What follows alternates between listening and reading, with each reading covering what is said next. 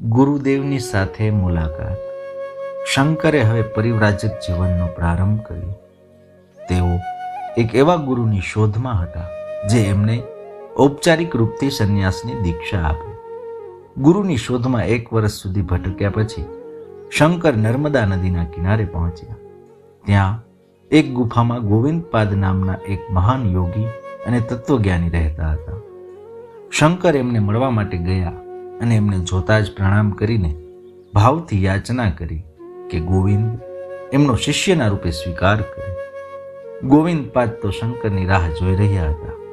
તેમણે શંકરને પોતાના શિષ્ય રૂપે સ્વીકારી લીધા અને વિધિવત સંન્યાસની દીક્ષા આપી. શંકર વેદાંત સાધના કરતા કરતા પોતાના ગુરુદેવની પાસે કેટલાય વર્ષો સુધી રહ્યા. ગુરુએ પોતાના આ અદ્ભુત શિષ્યને પરમ તત્વમાં દ્રઢ પ્રતિષ્ઠિત કરી દીધો. ગોવિંદપાદ જાણતા હતા કે શંકરનો જન્મ વૈદિક ધર્મના સંસ્થાપન માટે થયો છે. જ્યારે એમણે જોયું કે શંકરની સાધના અને શિક્ષણ પૂરા થઈ ગયા છે, ત્યારે એમણે પોતાના શિષ્યને કાશીધામ જવાનો આદેશ કર્યો. શંકરે ગુરુદેવનો આદેશ માથે ચડાવ્યો. ઓમ નમો નારાયણાય.